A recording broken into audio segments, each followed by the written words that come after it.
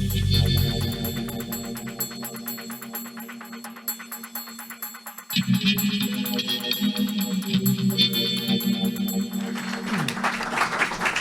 very much, Karen. So, hello, welcome to everyone. Thanks very much for coming to this, as Karen said, fourth and final event in the Rethinking Class in the 21st Century series. So this time it's presented in conjunction with Bungacast, the global politics podcast at the end of history.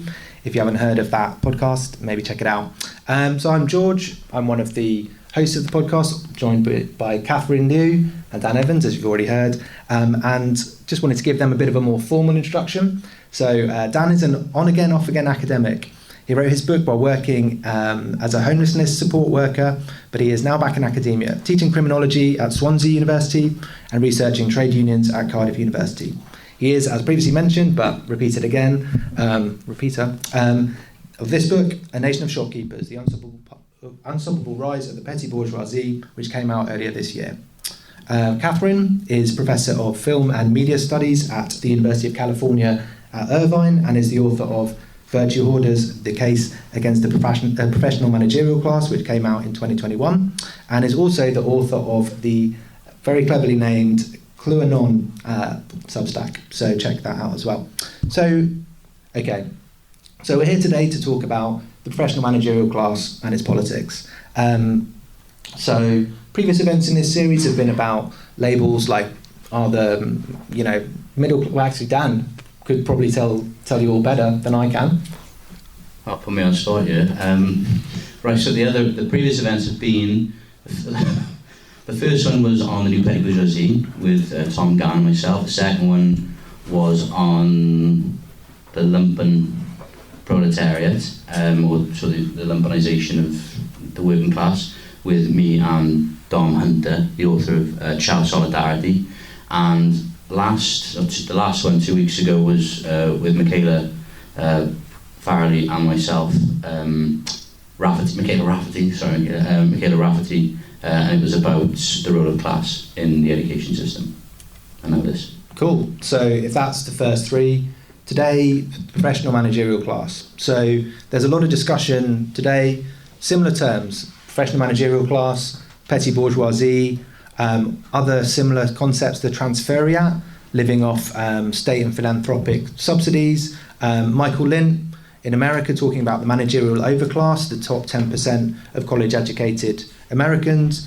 You've got Christophe Guy in France talking about the peripheral France in conflict with the new bourgeoisie, who are sequestered in their kind of the new citadels in urban centres, or Joel Kotkin talking about the new clerisy of ideological legitimation priests in the coming neo-feudalism. So there's clearly a lot of discussion today about this kind of new or maybe re-emerged middle class. How do we talk about it? What are the terms that we should use? And politically, what's important to this group?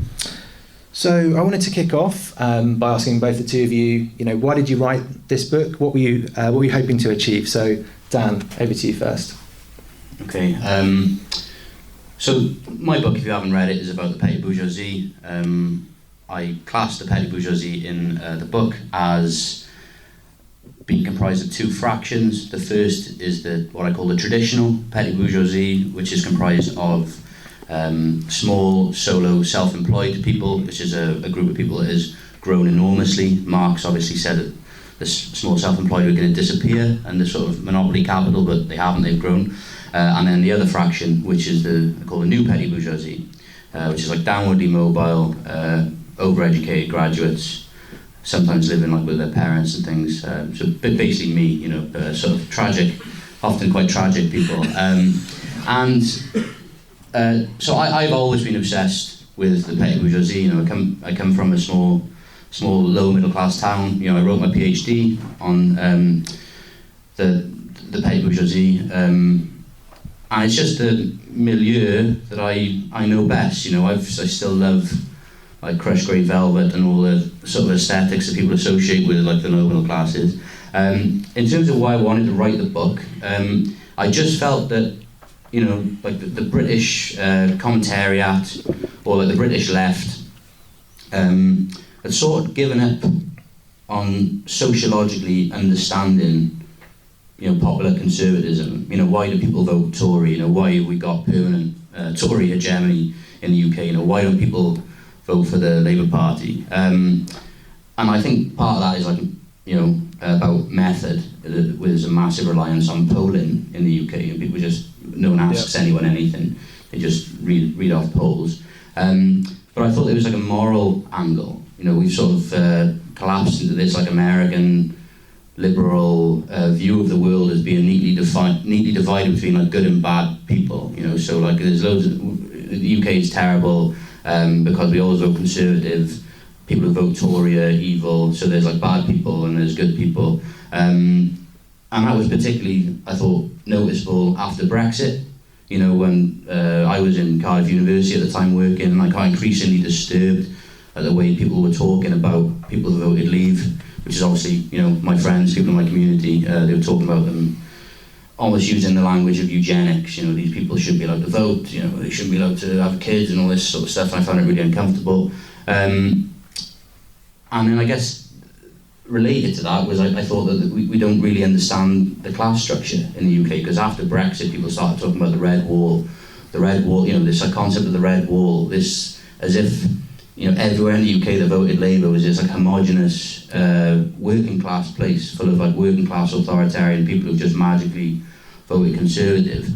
And obviously if you're from those places, you realise that the class structure is actually a lot more complicated than this. It's not a uniformly working class place at all. And in fact, if you look at the statistics, the backbone of the Brexit vote and the modern Conservative vote is actually the lower middle classes, who are now enormous. That's the same in the US. So I guess I'm where I'm rambling a bit, but I wanted to write the book firstly, I guess, to sort of defend, my own community and my community, and sort of say, well, these people aren't actually fascistic, sort of reactionaries, which I think is quite a fundamental thing to do. If you want to build a socialist project, you shouldn't actually think that everyone you want to, a massive percentage of the population should be written off. So that was the first thing, but I didn't want to get sucked into standpoint epistemology. This is my lived experience. And I thought by explaining, this community and, why they vote Conservative, you can sort of start to understand the modern class structure, the rise of modern conservatism and so on. Right. No, and yeah, thanks. Good background, which was also in the book as well. So if you haven't read that, I will stop plugging the books at some point. And I also did neglect to say, after Karen asked me to, that yes, this is going to be released as an audio episode of the podcast. I should have said that obviously right at the beginning. So if you do ask a question and you would not like that question to be on the podcast, maybe come and see me afterwards and we can scratch it from the recorded record. But hopefully, given we're recording it for video, everyone's okay with that. But yeah, sorry for that interjection. But yeah, Catherine, so your book came out 2021, so a few years earlier. Yeah. Virtue Hoarders, what did you want to achieve with that? Well, I never thought in my lifetime I would see a declared socialist running for president with really, really good chance of winning, right? 2016, 2020. But Bernie Sanders' campaign really galvanized, certain segments of the left that I felt were sort of passively waiting for someone like that. But more importantly, for me, unlike Dan, I was looking at why and how the professional managerial class was not voting for Bernie Sanders, but was sort of ramming Hillary Clinton down my throat during the 2016 Democratic primaries. And, I'd always been like a closet socialist. I'd never felt like I wanted to declare myself as such, because academic Marxists in America are kind of funny. But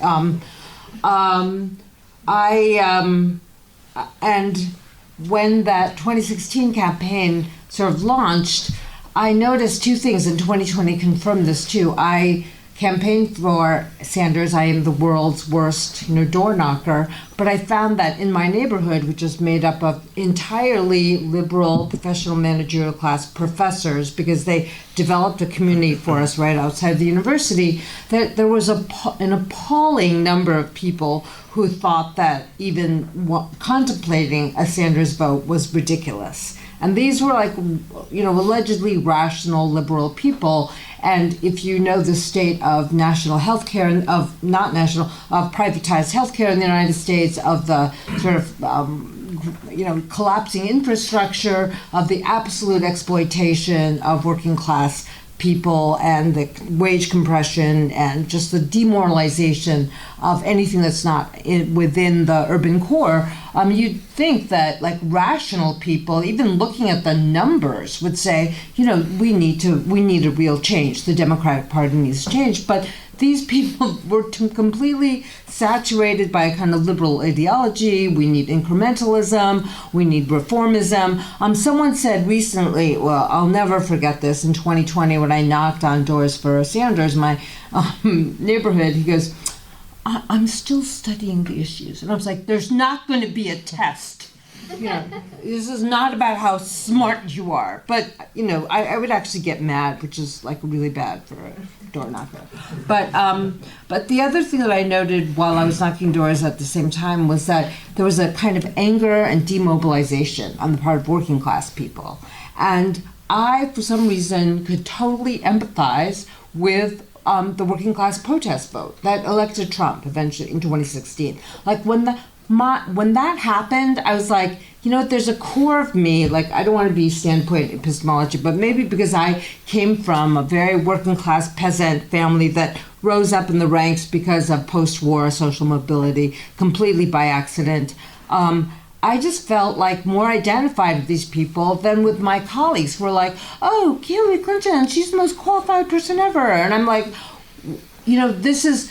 these are all the people who did really well in school, who always raised their hands first, and they did left liberal politics. And this is what John and Barbara Ehrenreich wrote about in 1977, that in the post-68 left, whatever you want to call it, was completely dominated by college-educated credentialed elites. And in 77, that was one thing, and it's only gotten worse since. So that's why. So you kind of you wrote the book because you don't like your neighbours, and Dan, you wrote the book because you kind of do like them. I guess it's just good to have those starting points.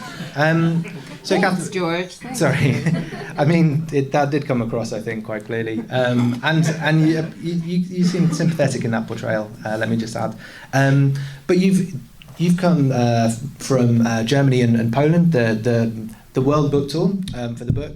So just to kind Polish translation. Available in Polish and German and English, so you can, practice. Yeah, practice. I guess the question is, has there been anything interesting in the way the book's been received, either when you've been talking about it in America or talking about it in Germany or Poland? Anything to draw out of that experience? Well, interestingly enough, the mainstream left, like The Nation, did not review my book. But there was an incredible sort of popular podcast, sort of disorganized left media response to it. And then, certain right-wing places like Spiked Online, like Compact, they really were interested in this question of class because they're interested in, the de-alignment of the working class from the Democratic Party. But I have to say, I'm not going to complain. There's been a really, really great reception of the book.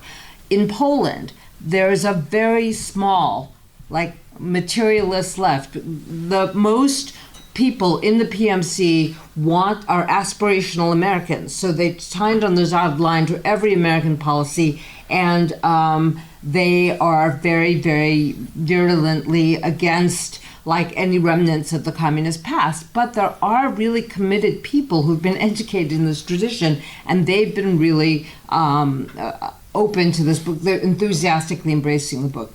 In Germany, the Red-Green Alliance is falling apart. Everybody hates the Greens. And the Green Party of Germany, if you don't know this, is now polling below the AfD, the extreme right, the alternative for Germany party, and there's a lot of interest in like reviving the class question, because the Green Party is like the apotheosis of the PMC. They really look down on the German working class. They want to be the vanguard of some kind of environmental but non-social, non-political vanguardism. And so it's been an interesting, I've already had 3 reviews in the major papers in Germany. So this is, Dan, did you find similar sort of thing to what Catherine was describing there? Essentially, again, I'm going to just continue to crudely summarise what the two of you say, strip out all the nuance, but we need to do that to keep things moving. Essentially, mainstream left didn't want to talk about class, didn't want to kind of talk about the book. Just before we get onto that, I do want to echo what Catherine said. Not I'm going to jump in and say how much I hate my colleagues and things like that in academia, but like there is a real sense, and it is very uncomfortable, and Bourdieu would call it like habitus clash, whatever.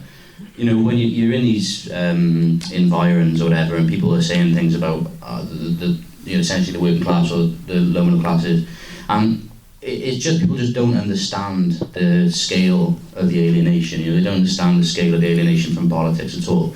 They just can't comprehend. They can't just physically, they can't comprehend why people would be turned off politics, and that is.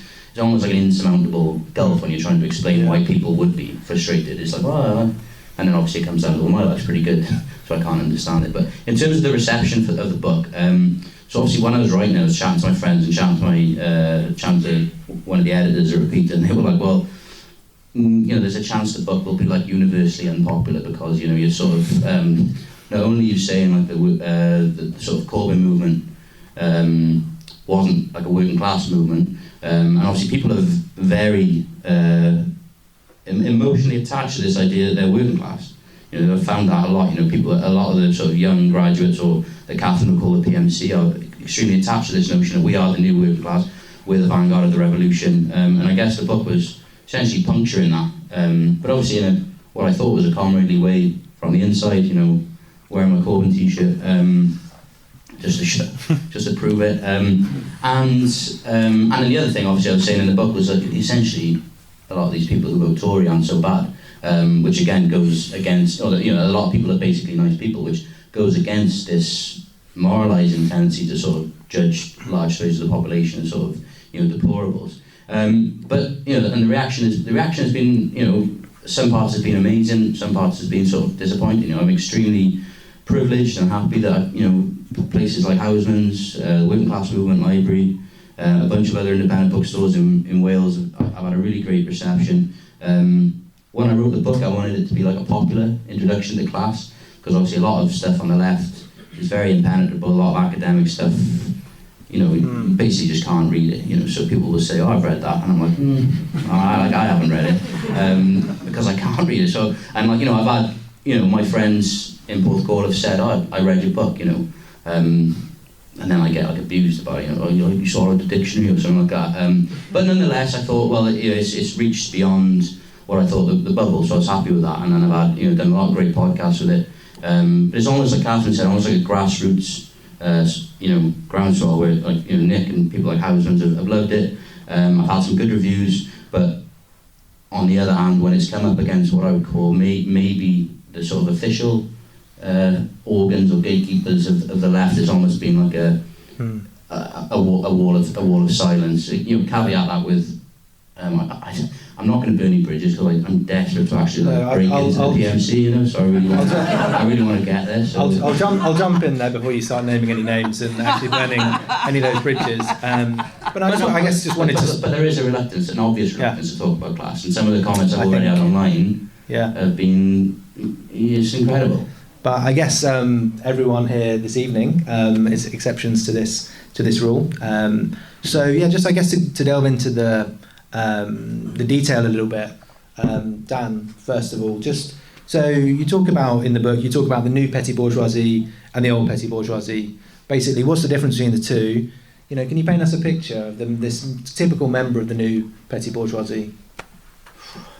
Okay, so I describe the petty bourgeoisie in the book as I said, being a part of two fractions, and people who've come to a previous talks have used this joke before, but I describe it as the class as being like a DNA helix. You know, like I said, I don't actually know anything about DNA helixes or DNA or anything like that, but it's just something that looks like it's got two parts. So I was like, oh, that's really useful.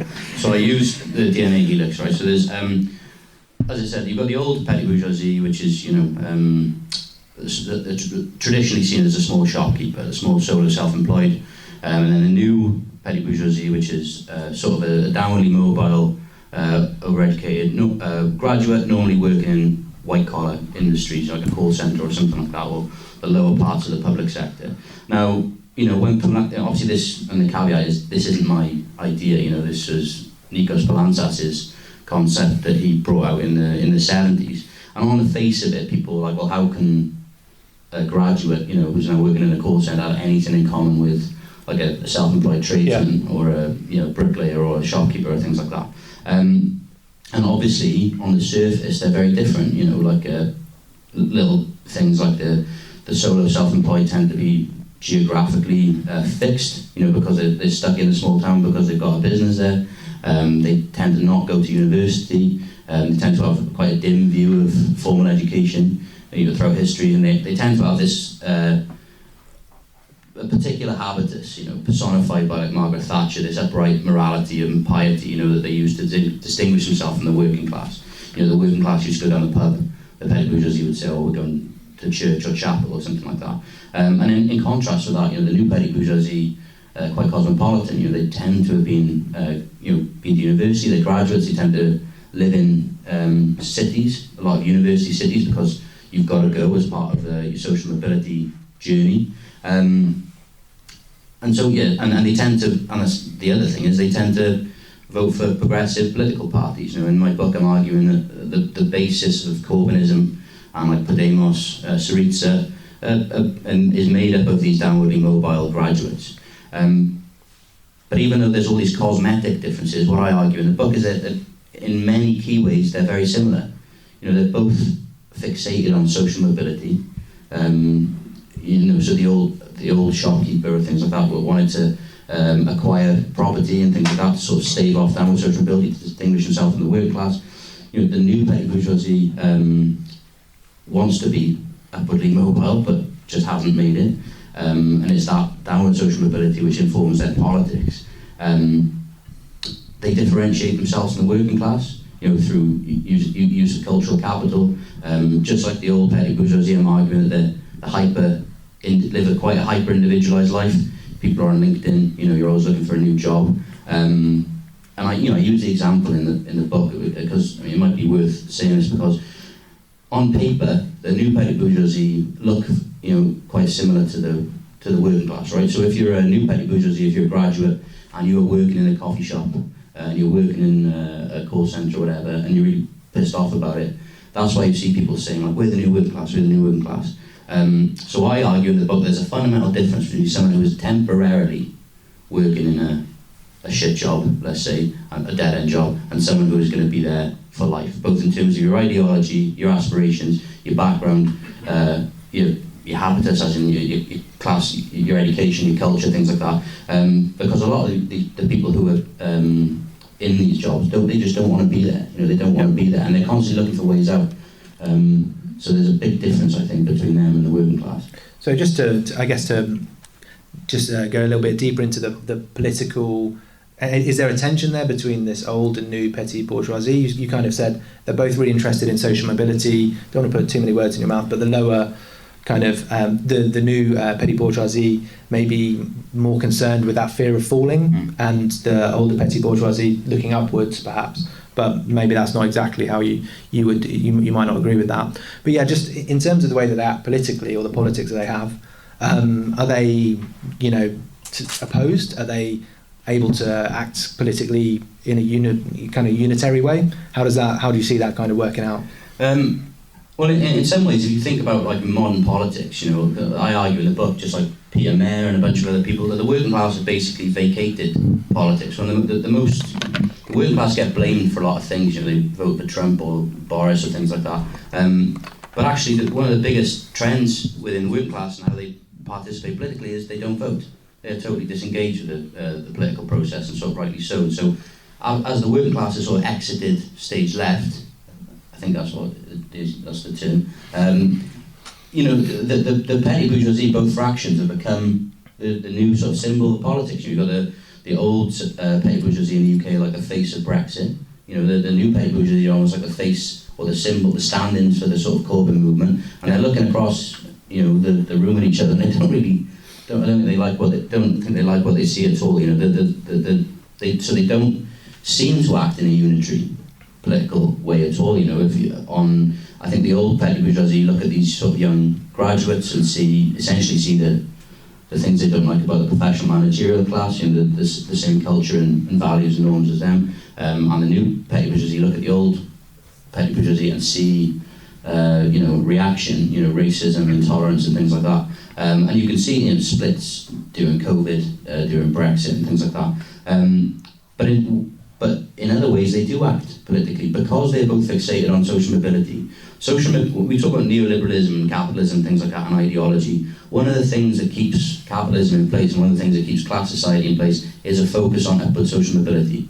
That's the thing that stops people, that keeps people individualistic. That's the thing that keeps people from acting in collectives, because you actually just want to get out of where you're living. Yeah? You don't want to rise with your class. You want to rise out of your class. That's a dominant theme in modern neoliberal society, and both fractions have bought into that. You know, the difference is that the old have achieved a degree of stability by normally acquiring property, like the right to buy, and that property is stopping them falling. So their politics are basically based around holding on to what they've got.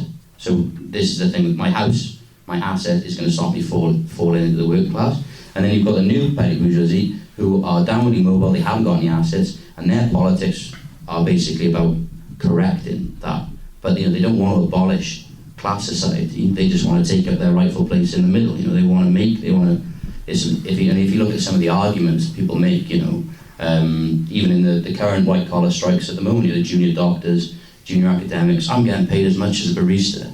You know, the implication being I shouldn't be paid that much, but other people, you know, the working class should be. So it's about shoring up that position that they think they deserve in the class structure. It's not a group of people that want to smash class society, you know, it's about people who want to take up their place in it. Take up their rightful place. No, I think that's a great description. The two different fractions of the petty bourgeoisie, that defines a lot of the political conflict we see in Britain, maybe see in America as well. I guess following on from that, Catherine, so we just heard Dan's account, I think potentially really useful, of the petty bourgeoisie, this term, there's two different parts of it. So why did you not use this term? It's probably got a longer tradition within Marxism, but PMC, this is why use this term? Well, I found it really compelling in terms of Barbara and John Ehrenreich's essay from '77.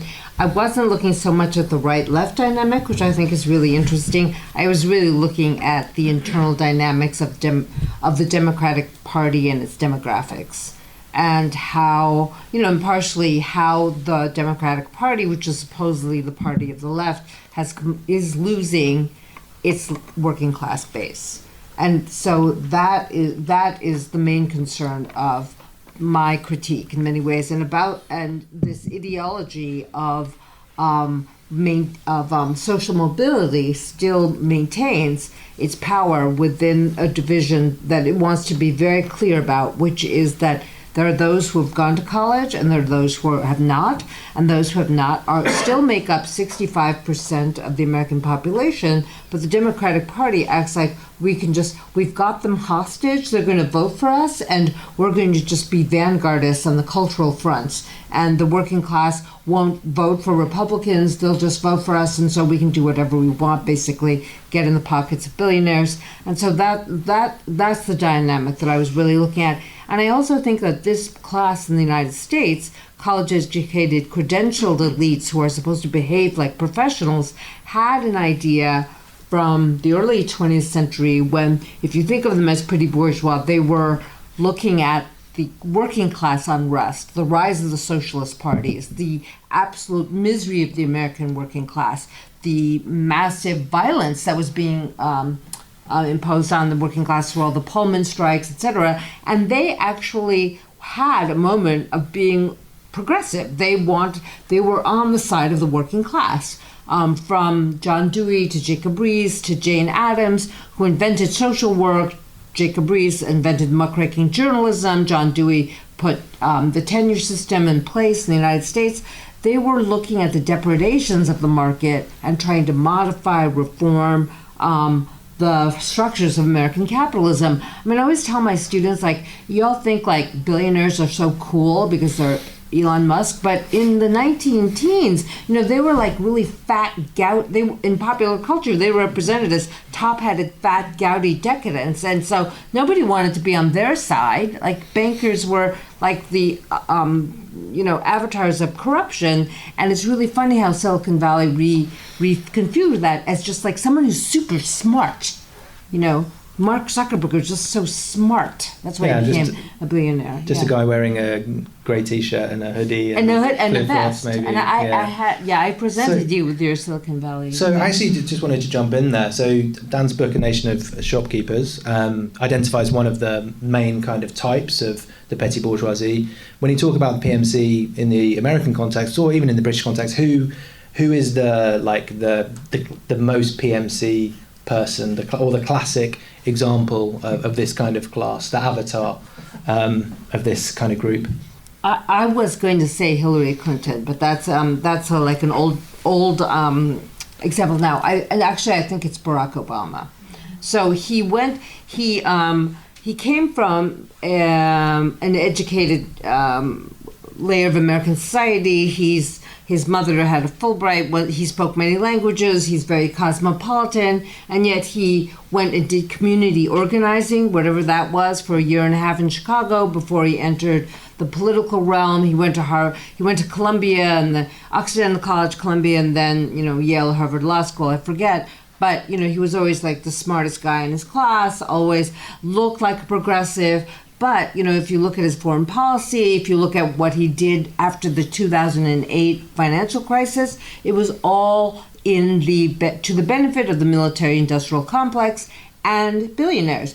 So Trump, for me, was totally connected to the way in which a Democratic president betrayed the working class and petty bourgeois homeowners in America. He bailed out the banks. The banks got billions of dollars of federal money, and there was no requirement for them to forgive the mortgage loans for people who were suddenly homeless. It was like, oh, you shouldn't have taken out that loan. And I have like members of my family who were very wealthy, who were Democratic Party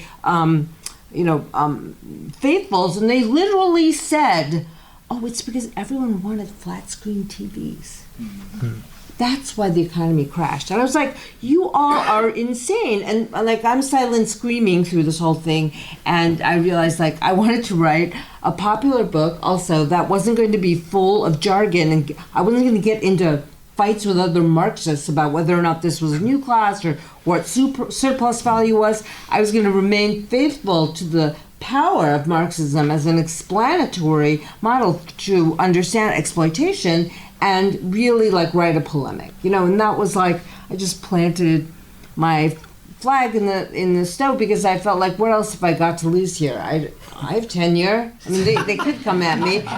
Here's my famous academic freedom, which is being undermined all the time, but I'm going to exercise it. Use it while you've got it at least. I know guess. it's not. I wanted to push you a bit more on this. So if Obama's the kind of the high level like representative, who is the typical member of the professional managerial class today? What's their? I mean, because presumably they don't all have Barack Obama's background, or do they? Or is it really quite a small fraction of American society which is very, very credentialized? Or is it a bit broader than that? I don't know if you all know this, but my example of this would be like someone who went to a small liberal arts college or a very private posh college, and then they go out for a year or two and work for Teach for America, and then they go to law school. But right now, if they're in the middle class and their parents aren't rich, they're going to come out of law school with like $200,000 worth of debt. But yet they feel like they've done their duty, like they've gone and they've gone to the worst neighborhoods in America and they've taught, difficult kids. And instead of having like a real reform of the American education system, you have all these what you call charities who provide opportunities for credentialed elites to do a little bit of work. It's like the missionary service in the Mormon Church, and then they go back to NGOs the most elite NGOs, they go back to making tons of money. So there's that. But also, on the other hand, there is also this kind of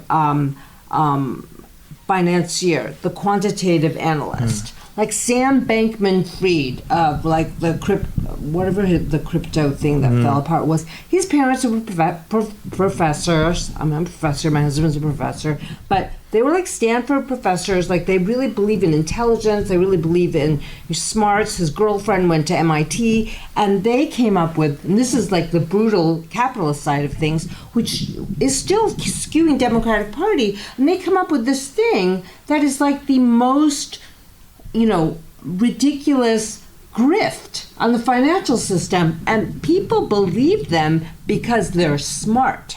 They think they're smart, quote unquote. And I cannot tell you how much of the American Democratic liberal elite is totally like hypnotized by this idea of like, I was smart, therefore I deserve this, and I'm going to look for other people who are smart and create this utopia. And no matter how many times it fails, this cult of intelligence and information and mastery of information continues to obtain. So just I guess to draw out a little bit of the contrast between the two groups, the petty bourgeoisie and the PMC that you seem to be developing here. Catherine, what you said seems like the centrality of the idea of smartness. You've got the credentialized NGO person, you've got the quant finance guy. Dan, with the petty bourgeoisie, you've got that kind of central idea of, it's falling or not getting to the correct or deserved position in the class structure, and then the two different groups, the underemployed graduate, and then maybe the shopkeeper of the title of the book. I guess, these are potentially quite small groups in society. I mean, is there a danger of essentially exaggerating?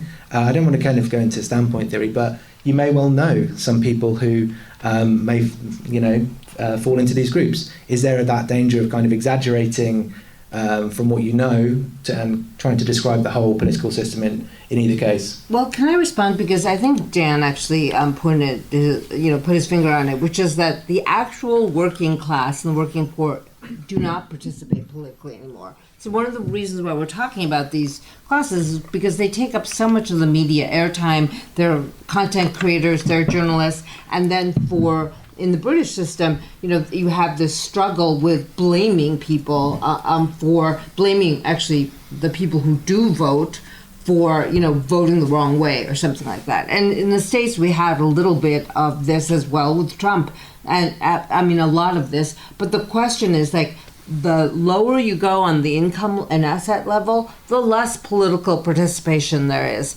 And, going back to my anecdotal bad campaigning experience, my bad campaigner, just like bad campaigner, me, experience was when I would go into these working class neighborhoods and people would tell me, I'd knock on the door and say, can you please vote for Bernie Sanders in the California primary? And they go, you know what? I don't vote. Doesn't make a difference. They don't care about me. And I'd sit there and I'd be like, you know what? You're right.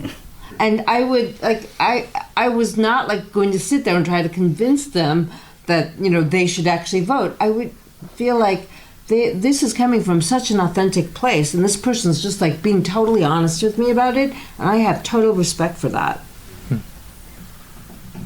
And there are more of them. There are a lot of people like this. Yeah, there are, and so in the book, and obviously I read Catherine's book. I think as I was writing mine, and it was really spurring me on, because I was like, I need to write like that, and I sort of say that the PMC and the petty bourgeoisie are sort of the main actors in modern politics, but in terms of their actual size and the danger of saying, I know this guy and he says this, and therefore this is how politics works. Yeah. One of the things I argue in the book is that firstly the actual petty bourgeoisie proper, if we look into both fractions, is actually enormous. Like the new petty bourgeoisie. I didn't really want to put a sort of a number on it, but the old petty bourgeoisie, the small solely self-employed, are close to 5 million people. They peaked at like over 5 million people in 2019 before the pandemic. During which a lot of small businesses went to the wall. But over 5 million, which is nearly the size of the entire public sector, so it's not an insignificant. It's a big class.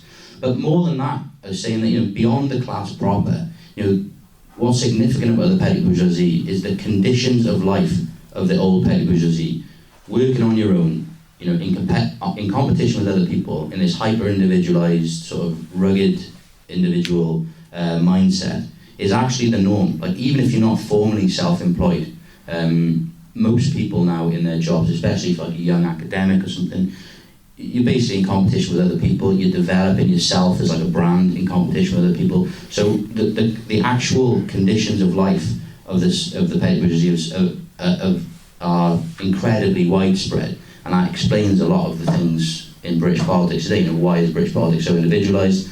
Why is there such a hardness? Well, it's because the sort of traditional experiences of the petty bourgeoisie has become hegemonic. And the other thing, like Catherine was saying about the PMC, I actually think, if we're on about avatars, obviously Keir Starmer is the sort of exemplar in the UK.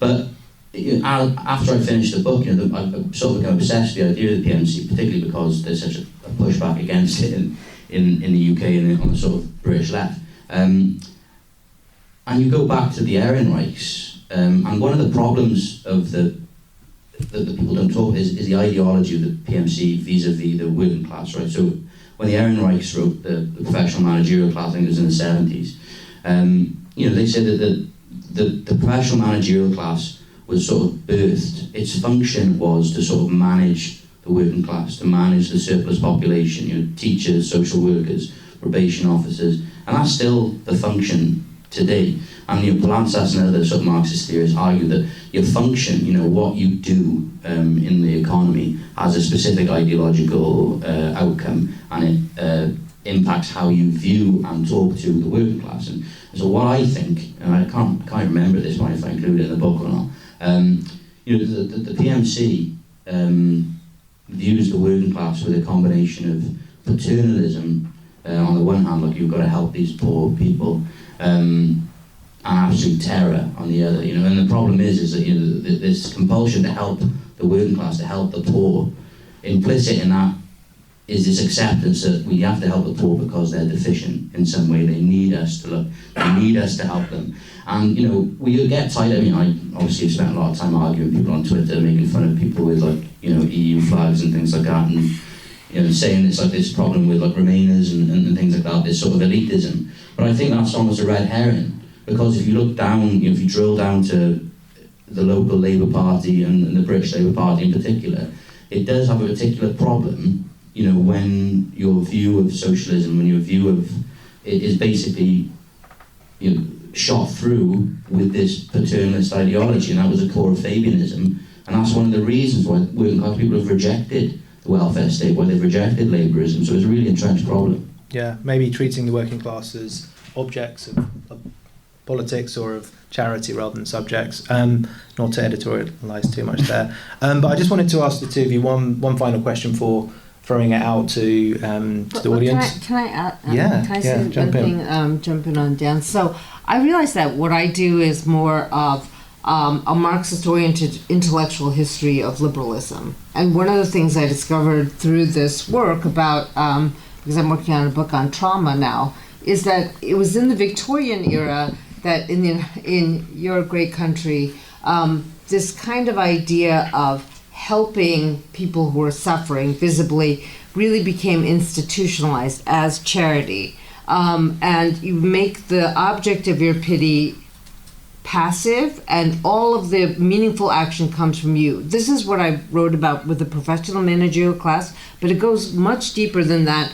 And actually, a lot of charity organizations in the UK and the United States have the same rhetorical structure as the Royal Society for the Prevention of Cruelty to Animals that was founded in, I think it was 1824, so I'm not quite sure about the dates, but early 19th century, because ladies were very distressed at the maltreatment of horses in London.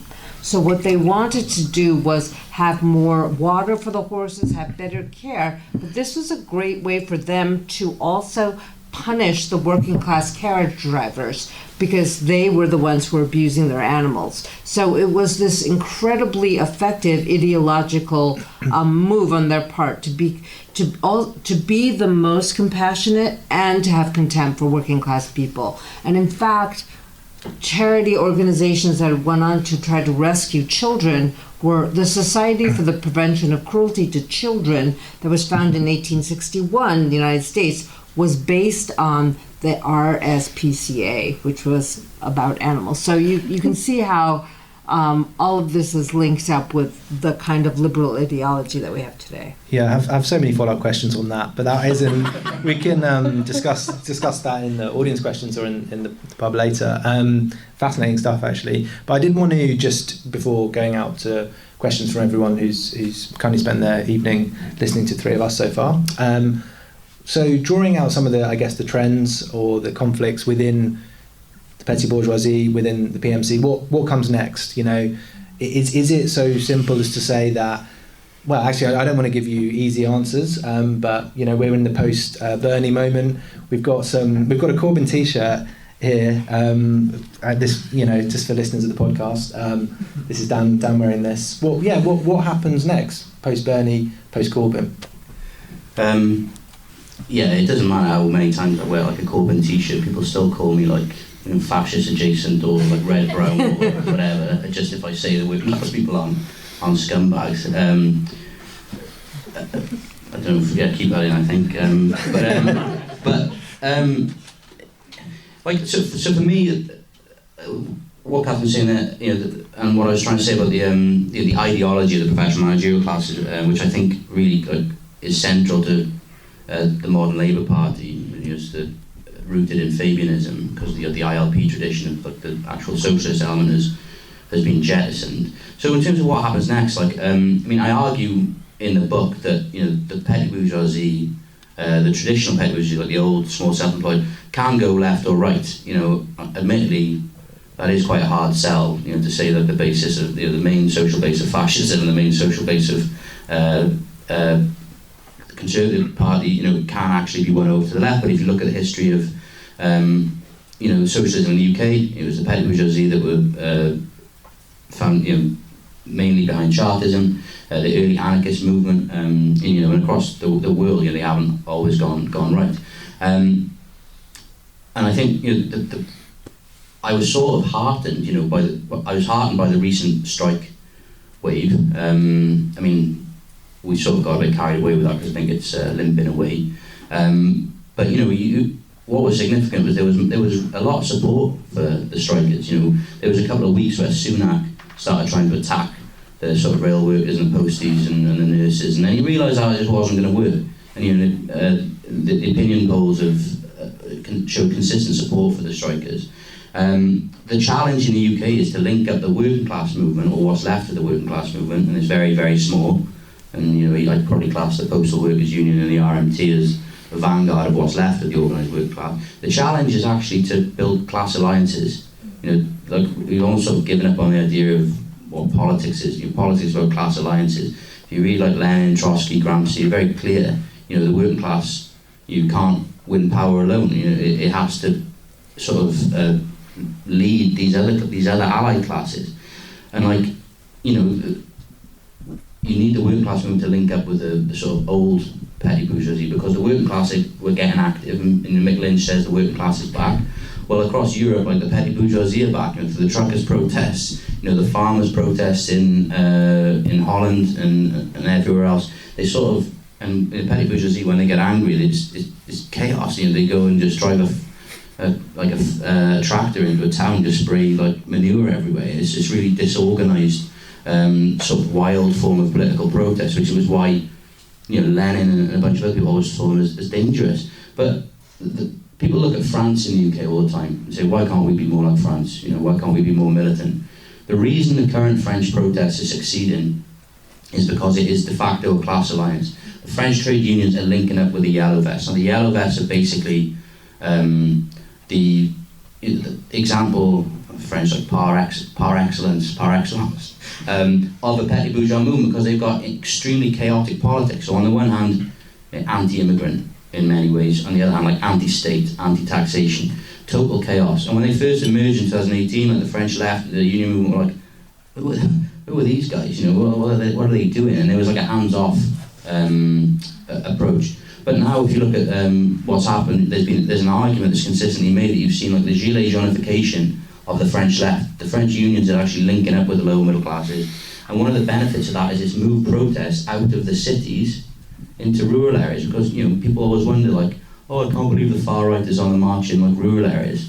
Well, all the young people on the left just all live in cities, so no one lives in those, no one engages in those places. So it's through linking up with that movement they've started to build a class alliance. So that's where we should be looking. Catherine? I don't have a crystal ball. On the one hand, I feel more optimistic because at least within the union movement in the United States, there are like real ideological struggles for what should be done. There wasn't even that room for that before. So the Teamsters Union and the UPS Union actually is showing itself to be much more radical than other unions. The bad part of the story, maybe you know all about the Amazon organization. Amazon should be unionized, but the leader who came out, Chris Smalls, immediately got absorbed by the mediatic, like PMC. He became a media darling, and that threw all of the organization into disarray because so many people wanted to embrace Chris Smalls as the working class hero, and I think that's a really dangerous and effective move for PMC media types to defang union movements. So there has to be like real discipline, I think, from the ground up to create union organizations that are politically savvy, that have political education, that bring up leaders who aren't these like charismatic media types who then completely betray the movement. But right now it's still small, but there's more worker unrest every day. I think that solidarity has to be at the forefront. I'm also skeptical of white-collar unions, so I think a real honest ideological struggle is the best we can hope for now. Not fake culture wars, not illusory, doing judo in the jello of neoliberalism, but real ideological confrontations. That's the only way we're going to move forward. And that the technocratic, PMC information elite, they don't want this. So you can see more and more censorship at every level of media right now. But at the same time, there's so much anger about this that I am hoping that we can get to a point where we can have more honest political struggles. And that's all I can hope for right now in the United States. But it's military competitive foreign policy is keeping a lot of people in line right now across the world. So that's like super scary. Okay, so yeah, a bit of prognosis at the end. I'm not sure I actually agree with the two of you, and I can expand on that later. Just leave that cryptic comment. But I wanted to give anybody who would like to ask some questions the chance to do so.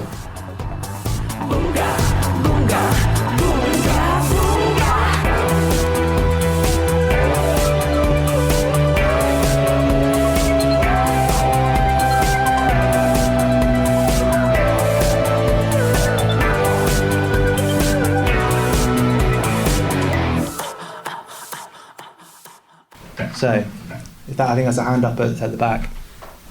Hi, thank you so much for that. I'm a really big fan of yours, Catherine, and so glad to hear you speak. But I guess something that I've wondered is about the way race sort of functions in this model of the BNC, because I kind of see like a really unproductive form of white guilt sort of dominating the way the PMC thinks about its like political duty. But at the same time, I wonder whether like the PMC is capacious enough to think about, like intersectionality beyond just like racial reductionism. And I guess that ties to like a sort of maybe second question I have about, I know you often get charged with like being self-hating, and like I like the model of the PMC as being like a very self-hating model.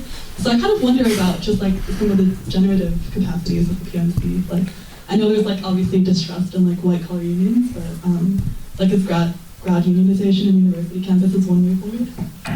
It's not self-hatred. It's hatred of neighbours. We've established this. I want to take a few questions before giving. Oh, okay. If there are any more, I can throw a couple in there. No, yeah. Yeah, really enjoyed the talk. Thank you both so much. I've got a question about the Gilets-jaunification of the French left, and I was thinking about petty bourgeois movements in the UK.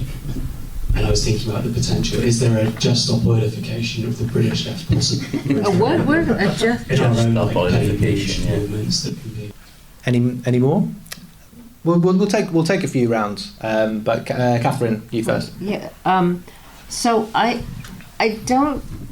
want to be sure that I understand the second part of your question, which is that you're asking me whether or not the PMC can accept intersectionality within its ideological framework. I think it invented intersectionality. Intersectionality comes from an essay by Kimberly Crenshaw about tort law. And this is what PMC believes like politics is a reparation of tort. It's created a complete legal framework where social justice is about injury to me in this individualistic way, and how do I get reparations for my injury. So that is, when I hear intersectionality, I hear the end of solidarity, the end of universalism. I hear this kind of like layering on of different identities so that I can have a particular form of injury that's different from all other forms of injury. I think it's useful in a court of law, in a racist society, in a sexist society, but I'm not really sure it's useful, except in a kind of historical way to look at what the PMC is grasping for in its vision of a just society, because it is a purely technocratic, legalistic understanding of political conflict, and actually doesn't take into account the thing that we all suffer from, even the centimillionaires who are like looking up at the billionaires, exploitation. So, and its whole idea of adjudication of wrongs comes back to tort law. And so I just feel like it's a fundamental incomprehensive lack of understanding about politics. It's willful lack of understanding about politics, and it's about trying to create like legalistic frameworks in which to understand harm. So I'm going to move it to you in the question about. Sorry. Yeah, the just stop oilification of the left is that's a good term. Is that an environmental? I mean, for years people have said like the biggest gulf in the UK is or not just the UK but across the world is there's no dialogue, or there's no link up between the environmental movement and the labour movement, and it's a massive problem. And if you look at the UK, obviously one of the biggest issues is you've got this sort of quite crude workerism with like the GMB saying, oh, actually we need more nuclear weapons, we need more military spending to safeguard like workers' jobs, we need don't want a Green New Deal because it's gonna anything that sort of loses jobs, things like that. I mean, I sort of wish in a way that there was a just stop oilification, because I think one of the biggest problems we've got in the UK is if you're going to break with labourism, and my personal opinion is that we do need to break with labourism, you have to break with all the forms and norms and ways of doing politics that labourism involves, so it's not just, even if you start a new party, which is obviously always mooted, we need a new party, we need a new party to the left. Well, if you have a new party to the left, you do exactly the same thing, you're just focusing on parliament and electoralism, you're going to replicate the same problems, people are still going to be disenfranchised because democracy ends up being, just vote for us every 4 years or whatever. So it's really refreshing for me to see the rise of direct action in the UK, because direct action is actually really normalised and it's got a really long tradition in Wales. Cymdeithas, my girlfriend Mably was the former head of Cymdeithas, probably I'd say the most effective direct action group in the whole of possibly the whole of Europe in terms of safeguarding the Welsh language.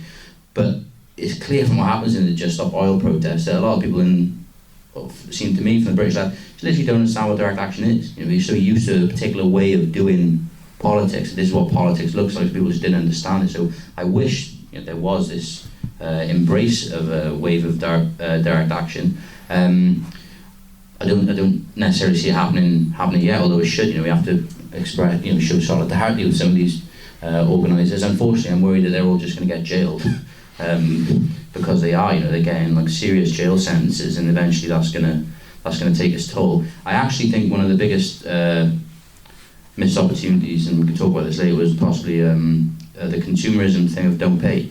I thought that was something that would have transcended, become a de facto class alliance in the realm of consumption, and there are multiple reasons why that didn't take on. But I think that that might be sort of more realistic. I obviously hope there is more direct action, but I think the consumer thing would be good as well. Catherine, I wanted to come back to you. The first part of the question about the rating the PMC and unproductive white guilt. I'm not sure you. Right.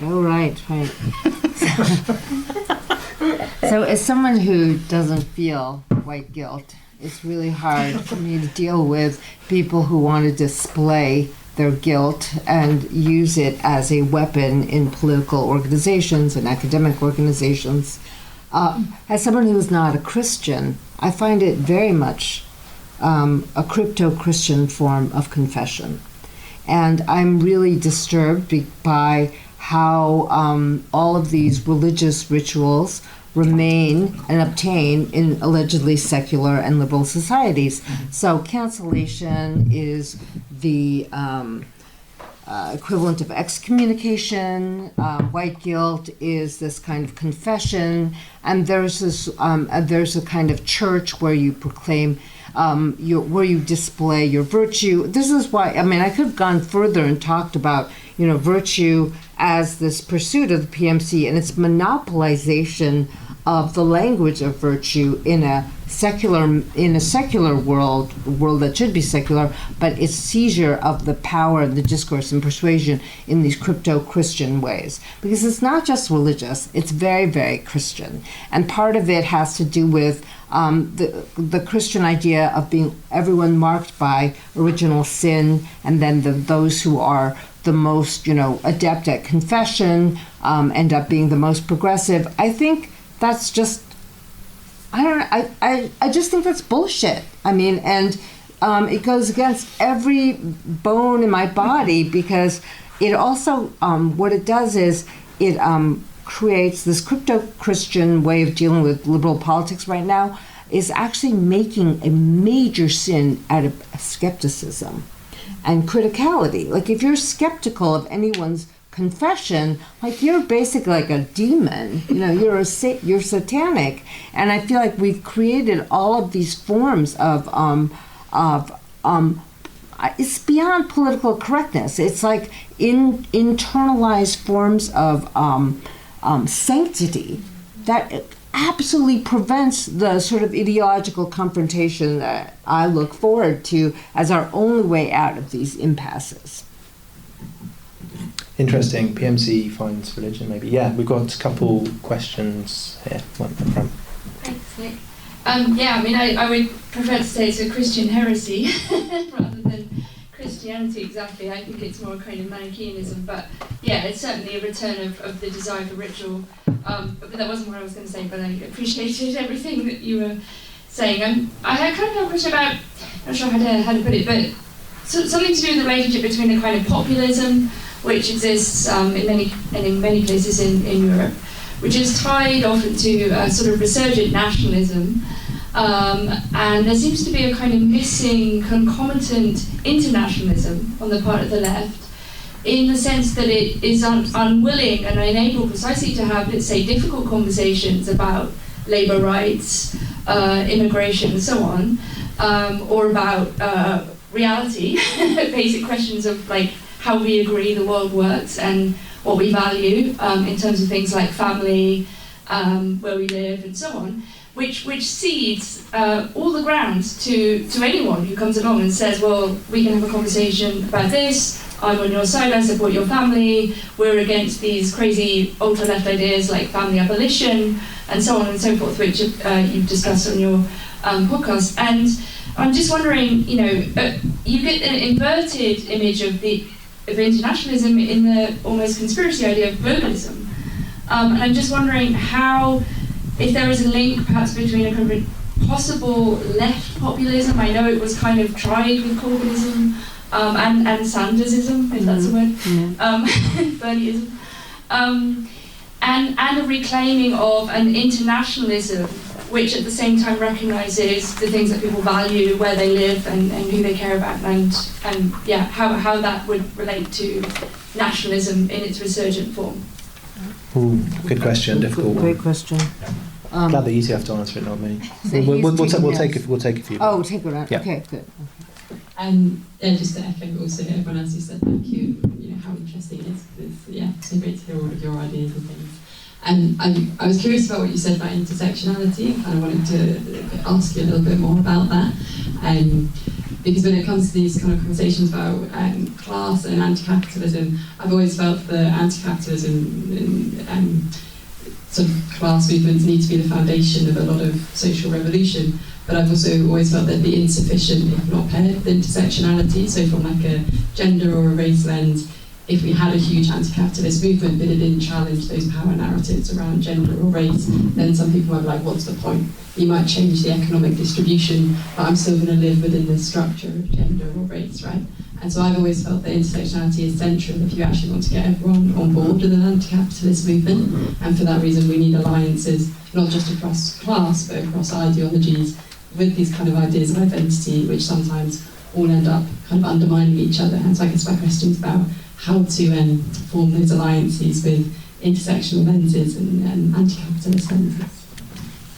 Another difficult one. Do we have a third question in this round? Yeah. Yeah, thanks. I just wanted to pick up on the point about I suppose what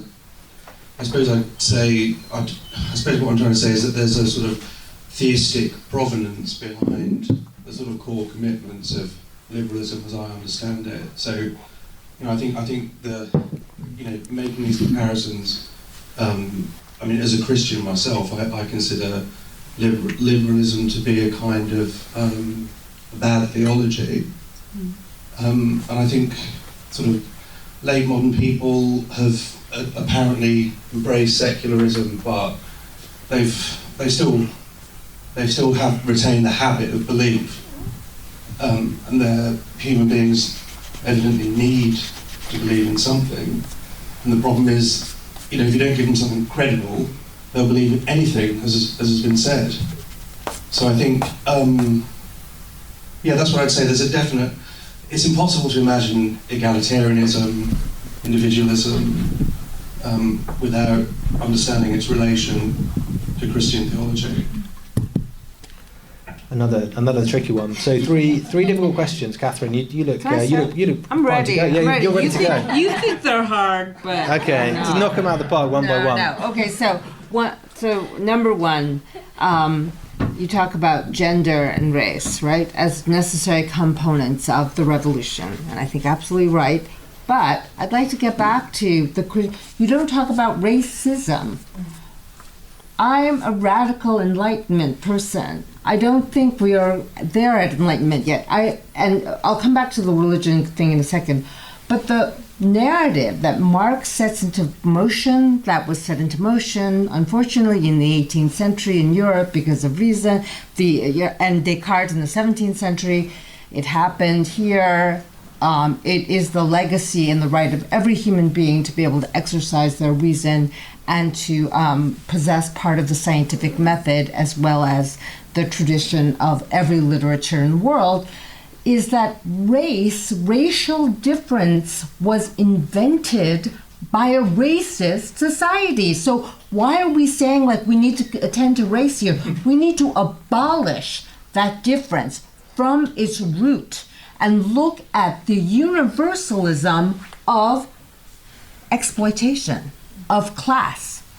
You see what I mean? So gender too is this core of irrationality that is part of the hatred of women, or misogyny, is deeply embedded in our religion, in our culture, etc. Yes, we must need to stamp that out, but it's not going to be like a confession. It has to be in terms of forms. When you take away the material power of the family wage earner, when you give national health care to women in America so they can leave their abusive husbands because they don't have health insurance without them, that liberates women. So I'm talking about emancipation. Let's look at a revolution that affects us all. Let's not reify race or gender. We are on a mission here, if we are religious or not, to endow the meaning of our lives. And I think this is the grand narrative, and we have to reject the postmodernist rejection of the grand narrative, is that we have to make everyone feel like they're part of a universal struggle for equality, for dignity, for freedom.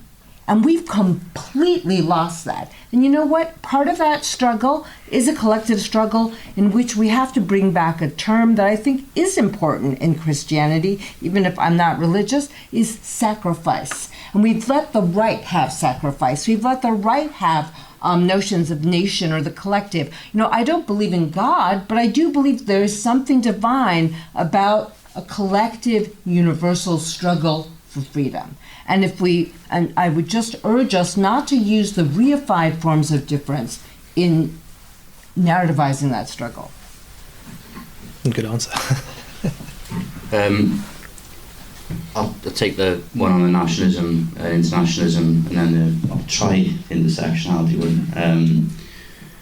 So I never thought I'd be like an advocate of like civility politics, or like be kind online or things like that. But I do be kind online. That's be kind online. Yeah. No, but I do increasingly worry. Although I've tried to write my book, and I always try to come across now these days as like comradely and trying to. And I think maybe I work leaving academia for 5 years and working with the homeless, people with prison leavers, veterans, people with very chaotic politics, and working in an environment where you have sanctimony in that environment is the worst possible.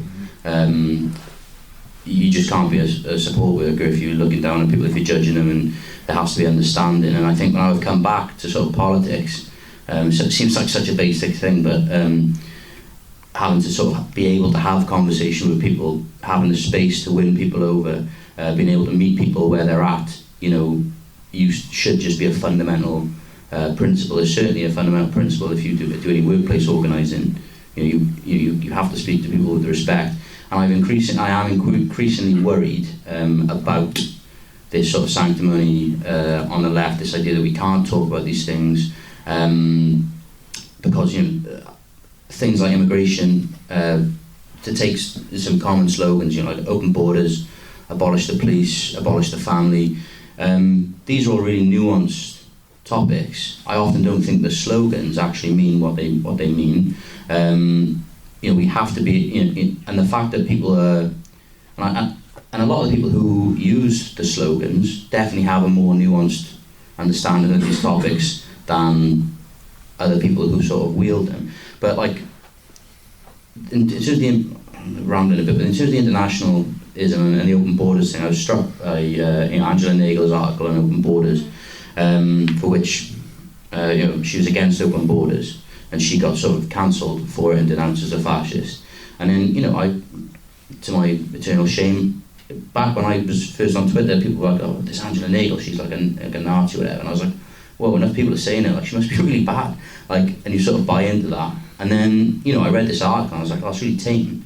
Like this article is literally, essentially, the Communist Party of Britain's policy on immigration has been for years. One of the aspects of migration in the UK has been that it's actually bad to have a system which takes poor workers from the global south, which essentially contributes to the further impoverishment of these countries. And then you see the sort of like the left narrative, which is de facto a liberal narrative of like, well, this is so awesome, you know, we've got all these like nurses from the Philippines like helping the NHS and things like that, and you think, okay, well, it's also contributing to the marginalisation of those sort of emerging economies because we're taking all their workers. And you know, you have to be able to have conversations about these things, like, you know, if you abolish the police is another classic example. You know, all the statistics show that working class communities, including those that are brutalised by the police, want more police. That's a really awkward conversation we have to have. You know, it doesn't mean that we have to give up on this idea of creating a fairer criminal justice system. Absolutely, I'm all for total reformation of the criminal justice system, but we have to work out ways of speaking to people and having these difficult conversations which don't, they should totally cede ground to the right and cede these topics to the right. And equally, like, abolish the family. Family abolition